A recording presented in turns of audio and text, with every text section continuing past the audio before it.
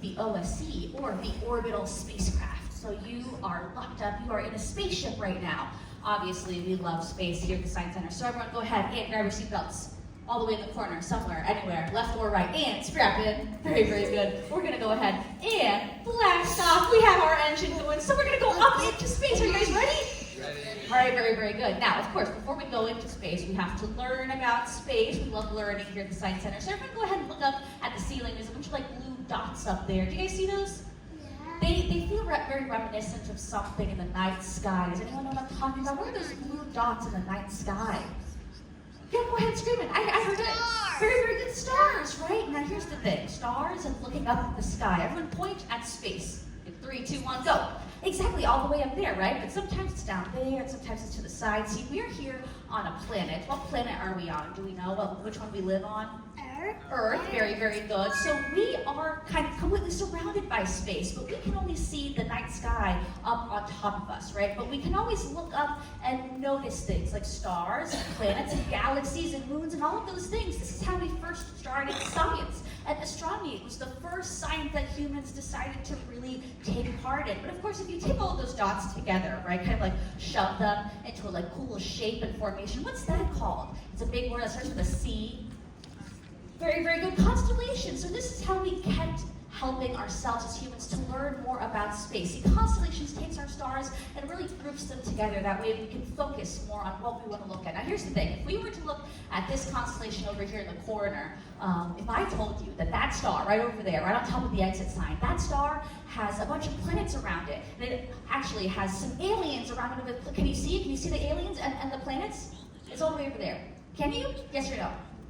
No, right? We can't see it, exactly, because it's really, really far away. We can only see it as a dot. So we had to, as humans, come up with technology to help us see better. Now, anyone have glasses out there? Glasses gang? Yeah. Glasses. Okay, a couple of us. Glasses, very, very good. So what are our glasses made out of? It's like in the name. Glass, very, very good. So we wanted to take that concept of like glass, being able to see better, maybe a gigantic thing to help us see better, and then point it up in space. Anyone know what that's called? Telescope, very, very good. So this is another example of humans trying to view and learn about space easier, but in order to do so, we had to create technology, tons and tons of technologies. This was one of the first ones. The OG telescope, the Galileo telescope, was a little bit more heavy, a little bit more high maintenance. Nowadays, we have what's called mirrors inside of our telescope. So the old school version was the refracting telescope, but now we have what's called reflecting telescopes. If you have a telescope at home, anyone have one at home? A couple of us? You might not have the big glass pieces, you might have a giant mirror in there. So it's pretty good. I can check out my hair, make sure I'm looking okay, which is cool because it's a giant mirror. Now, of course, telescopes are good and fun, right? But again, here's the thing, we're here on Earth, the stars still look kind of small, and if we want to be able to see things like the other galaxies and other solar systems, we're still just a little too far away from things. There's also things blocking our way. Now, there's this one specific thing. It's like a big blanket, and it covers the entirety of the Earth. It protects us from things like space radiation, but we can't see as much stuff. Anyone know this big cloud thing I'm talking about? Very, very good. I heard it. The atmosphere. So I'm going to show you guys how the atmosphere works, kind of why it doesn't really help us see all too well. Now, of course, in order to show you why it might not be beneficial sometimes, I would love to have a volunteer to kind of help me with this demonstration. Anyone want to come up on stage? Anybody? Would you like to come up on stage? Yeah, you? All right, come on up, my friend. Big round of applause to our very first brave volunteer. Would anyone else like to come up? Come on, everybody. I'll have you stand right over here on this little X. Perfect. Anyone else want to come up on stage? I'll do one more volunteer. All the way in the back. Yeah, you already come on down. Big round of applause for our next person. Okay. Sure, yeah, we can come too. We'll do like a group effort. Come on down, everybody. All right, perfect. So, I'll have you guys stand right next to each other. Perfect. Welcome over, my friend. Awesome. So, as you guys can see, I have three friends here. They look like they were born to be stars, right? Born to be on stage, right, everybody? Yes, very, very good. Now, obviously, what you do with your young apprentices that were born to be on stage is you cover them up so you can't see them, right? I get very jealous sometimes. I need all the attention. So what we're going to do is I'm going to go ahead and, again, throw an atmosphere right in front of my stars. Now, these stars are going to be really strong, right? You guys are strong. These clouds are a little bit heavy, so you're going to hold on to the white parts, okay? So go ahead and spread out for me. Here, I'll have you like stand over here. Perfect, and I'll have you kind of stand a little bit more. Take one step to the side for me. Perfect. All right, so I'm going to have you guys kind of work as a team to hold these clouds for me. All right, perfect. You got them? Feel good? Now go ahead and duck down behind them. Just like that. Perfect. All right, so as we can see, we know that there's 3 stars behind these clouds, right? We have specifically one star right over here. Can we see this star right now? No, technically no, right? We know there's a star there, but we can't see them. What about this star? Can we see them?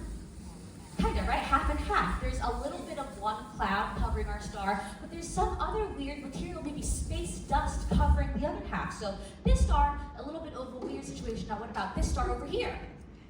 Yes, right, we can see this star pretty well. Now here's the thing. Obviously we have different types of clouds covering our stars, different types of space dust essentially, right? Now the reason that we can see these so well is because, see, when we're looking at things in space with our eyeballs, as humans, we use what's called visible light. Now, does anyone know what visible light is really made out of? Anyone know? Basically the colors. Do you guys know your colors? Go ahead, scream out some colors for me. What do you got? Blue, green, red, black, pink, very good. Anything else? Orange, purple. Exactly, all of those are examples of the visible light spectrum, but of course, there's much more to that spectrum. Again, it's huge. So we're gonna use a different part of the spectrum today. So we're gonna go ahead and pull it up on our screen so you guys can see yourselves a little bit better. So I'm gonna throw up you guys on the screen. Everyone go ahead and when it comes up. Oh, let's see, is it connected? Let me try one more time here. We're gonna unconnect and connect. Let's see. So what we're going to be doing this time is we're not going to be using visible light. We have a whole other side of the spectrum. We're going to be using on our screen today what's known as IR, or infrared. Let's see, we'll turn our TV off and on. All right, no worries. All right, we're going to look at the, you guys can see, right, if I like hold it in front of them. All right, so what we're going to do is we're going to go ahead and come all the way down. Now remember, we have 3 stars that we can kind of see. We're going to look at our first star first. All right, now, again, normally we can see this star with visible light, but when I use this, can you guys see our star very well? I know it's kind of hard to tell. Not really, right? You can see that our star here is kind of being blocked out. You can see maybe the hand of the star, but it's not very visible. If I go over, though, to our next cloud, you might be able to notice that there's something a little bit more obvious. You may notice that we are able to see their heat coming from that cloud a little bit easier. So you can see that IR, or infrared, is known for being able to see your heat and your heat signature. So, of course, what you gotta do once you find your stars is you have to remove the clouds from them so that way they don't have to hold them anymore. Very, very good, guys. Go ahead, stand up and take it down for you. Just like so. Very, very good. No, the best. We're a little nervous today. All right, come on, guys. Thank you so much for helping out. 2, 3, nice job. All right, good. One more big round of applause for them. All right, so as you can see, that was really fun, right? We're able to see stars better, but again, with only more technology. So it gets a little bit difficult if we're trying to learn more about space because we can't do much from here. We've done kind of all that we can, so we have to invent telescopes or invent things to help us see better, different lenses and telescopes, but of course, we're still stuck. We're stuck here on Earth. There's only so much we can see if we're at a specific perspective. Life's about perspective, but in space, that's very literal. So if we want to see more, right, more planets and more galaxies, what should we do? How do we see more? If we want to change our perspective, we should. Yeah, we should launch, exactly. So does anyone here have a rocket ship that we could use today to kind of get us up into space? You do? Rocket scientists in the audience? Do you have it on you? Okay, no, all right, I tried. Well, I do have something a little bit similar here. See, normally when we are trying to launch a rocket, we have to use something very, very powerful. So I do have something quite powerful here, known as Pringles. Very, very powerful, the most powerful snack. But as you can see, our Pringles are going to act as our rocket today. I also have something just as powerful, a balloon. Now balloons, if we tied like 1,000 balloons to the Science Center, would we be able to go up into space? Yes. You think? 1,000 balloons? right? Balloons are pretty cool, but it won't be strong enough. So we have to use more than just oxygen inside of the balloon. So what I have in here is not a normal balloon. This is what's known as a hydrogen balloon. Obviously, all of my adults remember hydrogen from chemistry class. Yes? No? Yes. No? Okay, I'll remind us. So, not to worry, our hydrogen here is filled to the brim inside of this balloon. And basically, hydrogen is what's known as a fuel source. In order for us to get up into space so that way we can look at it better with telescopes and just to be able to be the astronauts we want to be, we have to use a stronger fuel source, especially with the weight of a literal rocket. So what we have here is our Pringles can that's going to act as our rocket, and then we have our hydrogen, which is going to act as our fuel source. All right, oh my goodness. So as you can see, we gotta prep our rocket here, and then we're going to throw our hydrogen right into our Pringles can. Now, of course, what we're trying to do here is create a combustion. So, perfect, we have our hydrogen going into our can, and basically what's supposed to happen is that hydrogen is pushing out a little bit of oxygen, but we still want oxygen for our combustion. You always need a fuel source, oxygen, and of course, a heat source. So I'm gonna go ahead and grab a heat source right over here. Now, when I add my heat source to our Pringles can, I'm sure you can maybe hear if you're in the front row that fuel going right in. It's going to create basically an explosion. So it might make a bit of a loud noise. If you don't like loud noises, that's okay. I'll give you a 3-second countdown, but it might make a potentially insanely loud noise. So go ahead and cover your ears if you'd like to. I also don't know when it's going to pop per se. So keep holding those ears until the rocket goes off. Is everyone ready? Yes. All right, very, very good. Here we go. Pringles rocket going up. In 3, 2, 1. There we go. We got our Pringles rocket. Pringles, everybody.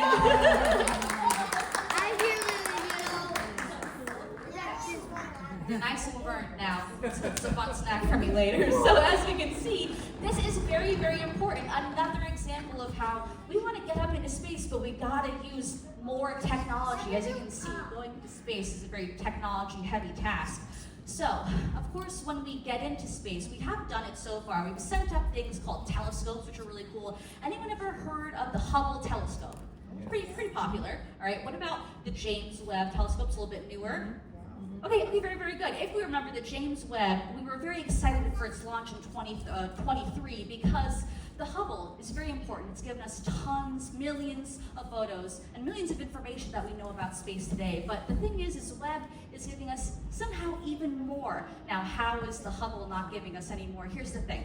The Hubble Space Telescope is using what's, again, called visible light. So the light that we use as humans, just the colors. But the James Webb Telescope is using a combination of IR, infrared, and visible light. So it can, just like we saw earlier, kind of pass through those weird space clouds so we can find more stars that might have been hidden originally. You can see here with this photo, this is the Pillars of Creation. It's one of the great examples of the true difference between the Hubble and basically visible light versus IR and visible light. So let's see, would anyone like to go there one day? Does that sound like a good vacation spot, Pillars of Creation?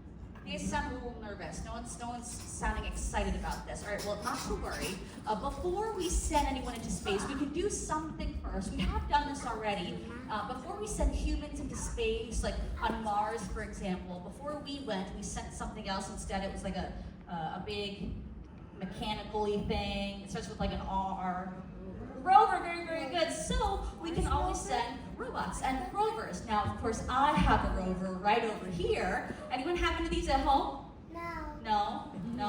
Yeah, this is my rover. You guys may be thinking, Isha, what are you talking about? You're right. This is my drone. It's not exactly a rover, but it's pretty close to what's going on Mars right now. So this is my drone, Art, named after Artemis. You can see here that my drone is going to be able to do some cool things. Now, what do we have over here on the sides? What are those called? Do we know? Yeah, these are propellers, these are wings, so these are going to help us fly. Now, this is very, very important because when we are on Mars, now let's think about it. We are here on Earth. Earth is cool, but is it close to Mars?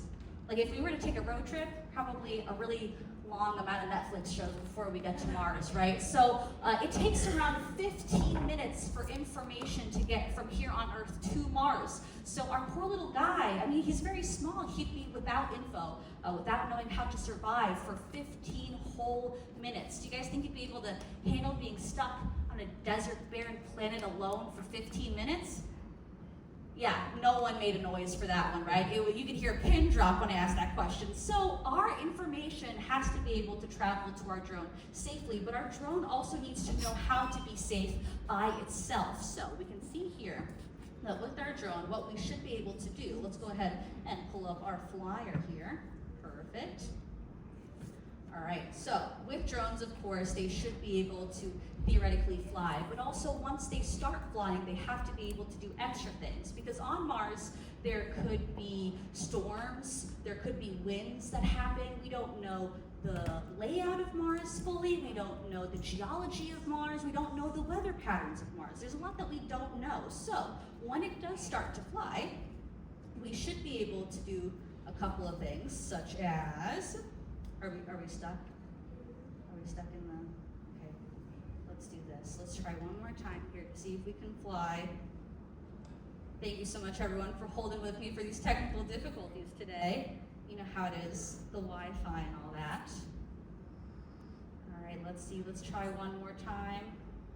Everyone give us a drum roll. Maybe that'll help. Maybe that'll help the drone. Let's see, let's see. All right, 3, 2, 1. Hopefully. No, yeah. Let's see, maybe if we do the classic turn them off and turn them on. We'll do one last try. Let's see.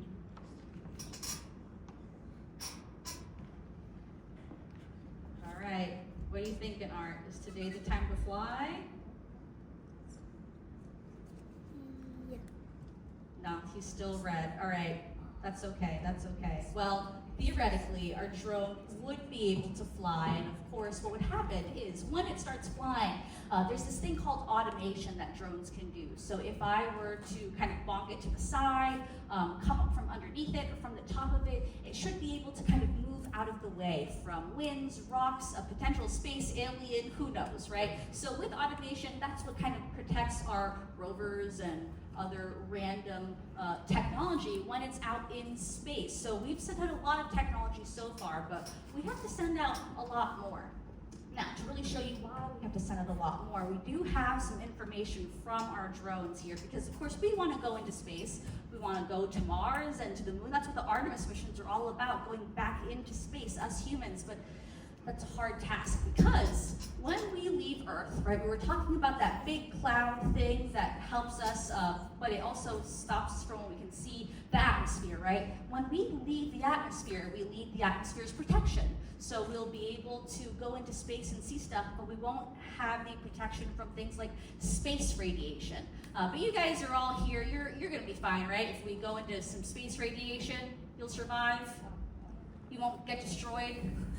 Okay, none of you have spacesuits, it seems. None of you are wearing your spacesuits today. All right, so let me show you how it works. Basically, in order to really show you how radiation works, we're gonna do a couple of things here. So, first thing is, I have some astronauts over here in the back, and they have volunteered to be blasted with radiation. Very, very kind of them. Now, as you can see, they all have different levels of astronaut suits, right? One of them is upside down, but that's okay. They all have one layer on, but what if we add more protection? Do you think that more protection will be helpful or not helpful with radiation?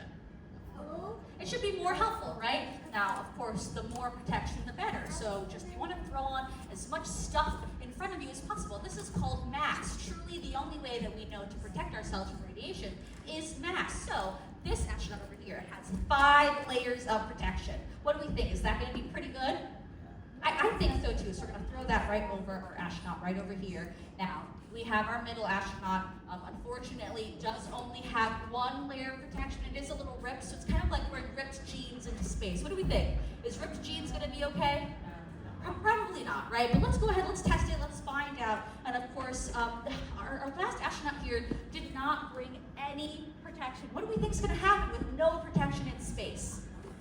Something weird, something bad, right? All right, so let's go ahead, let's test it out. I have my space radiation, which is going to be UV light that we're going to turn on. It's going to be kind of a quick difference, so everyone go ahead and pay very close attention. Here we go. In 3, 2, 1, All right, so as you can see, what's happening might happen very slowly, but this is how our radiation works, our UV radiation. It's going to go through the small molecules of the body. It all happens on a very, very molecular level. And as you can see, the longer I let our radiation go to our astronauts, some weird things may happen. It will eventually, very, very slowly change the physical being, and it will physically affect the health of our astronauts. You may notice the one with no radiation. Anything weird over there? Yes. A little weird. Yeah, let's go ahead. Let's turn our lights off to really see what's going on.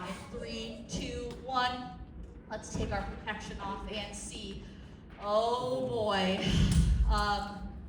They're purple now, right? That's kind of weird. They also kind of look like they turned into space aliens. So as you can see, with no protection, some weird things are bound to happen to you, right? But with one layer of protection, how do we feel like they did a difference? It's like, there was still some destruction here, but not as bad as no protection. But of course, we have our very, very smart astronaut with 5 layers of protection. How'd they do? Woo, pretty good. Yes, exactly. A woo from the audience. Very, very good. So to really prove it to you that we need protection, and of course we need your help to figure out safer ways to go into space, because this is all we got right now as scientists, I would love for anyone out there that would like to volunteer to really show us what it's like to get blasted with radiation, specifically an adult volunteer that would like to get blasted with radiation. Would you? Yes, already. Come on up, my friend. Big round of applause to our bravest volunteer of the day.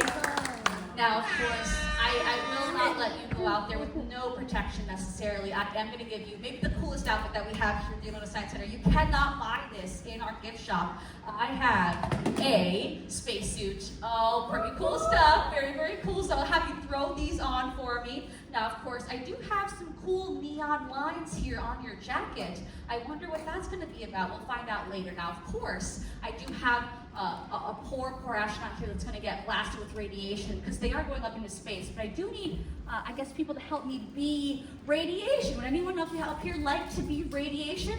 There's 5 hands. Let's do all 5 hands. 1, 2, 3, 4, 5. Come on down, everybody. Big round of applause to my radiation. Very, very brave folks.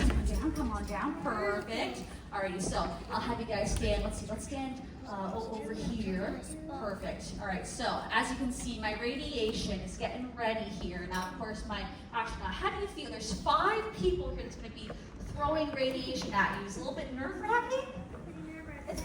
It's pretty nerve-wracking in there, I've heard. So we're going to go ahead and show the rules to my radiation. So as you guys can see, go ahead and open up this bin for me.